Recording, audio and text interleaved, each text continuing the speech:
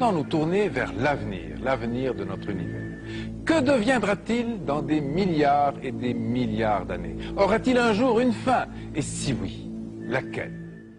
بل يريد الإنسان ليفجر أمامه يسأل أيان يوم القيامة. Pendant ce temps-là, sur notre planète, nous aurons laissé la place à des insectes géants, sortes de scorpions, de libellules ou d'araignées gigantesques, les mêmes que ceux qui existaient à la préhistoire, avant les dinosaures, lorsque la Terre était également très chaude. Mais la course des millénaires continuera, inexorable.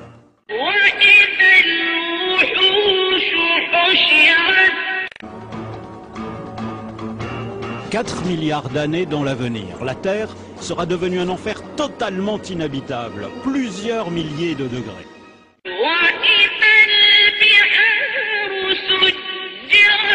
Et en épuisant son hydrogène, le Soleil continuera à enfler. Il fera de plus en plus chaud dans tout le système solaire. L'homme devra fuir de plus en plus loin, vers les grands satellites de Jupiter et de Saturne, aujourd'hui mondes glacés, mais qui à cette époque lointaine seront devenus habitables. فإذا برق البصر وخسف القمر وجمع الشمس والقمر يقول الإنسان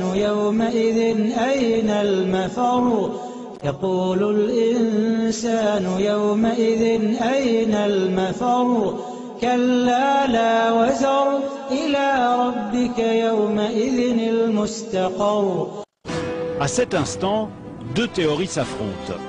Soit la masse du Soleil est plus grande que ce qu'on pense aujourd'hui, et dans ce cas il pourrait s'effondrer sur lui-même et se transformer en ce qu'on appelle un trou noir. Là les choses iraient très très vite, en moins d'une heure, son diamètre ne serait plus que de 3 km, il absorberait tout ce qui passe à proximité et rien, pas même la lumière, ne pourra s'en échapper. Dans ce cas, notre monde finirait par être aspiré avec toutes les autres planètes du système solaire comme une vulgaire poussière au fond d'un aspirateur cosmique. En revanche, s'il n'est pas assez lourd pour former un trou noir, alors il s'éteindra lentement et deviendra une étoile à l'agonie, appelée naine blanche, dont l'éclat se ternira de plus en plus jusqu'à devenir un corps sans vie, une étoile morte, inerte, qu'on appelle naine noire. Plus loin que prévu, ce qui signifie bien que l'expansion de l'univers s'accélère peut-être sous l'effet d'une force mystérieuse que les astrophysiciens appellent l'énergie noire.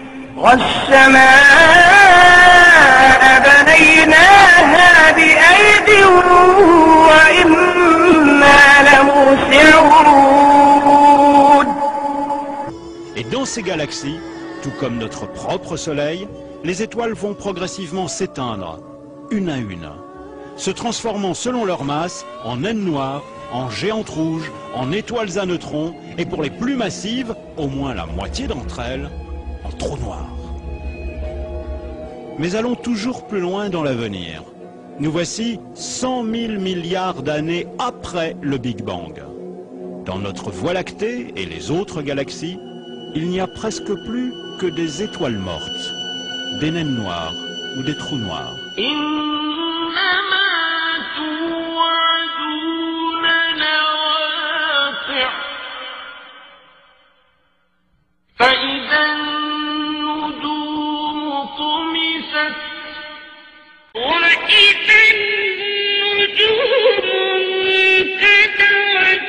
La matière à son tour commencera à se désagréger. Pourquoi? Parce que les atomes eux-mêmes ne sont pas éternels.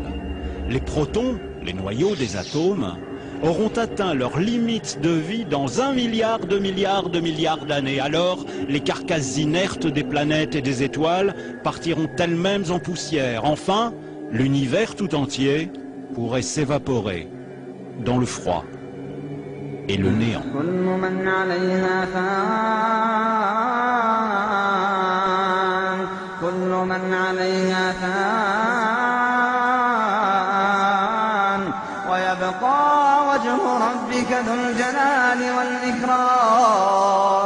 فبأي آلاء ربكما تكذبان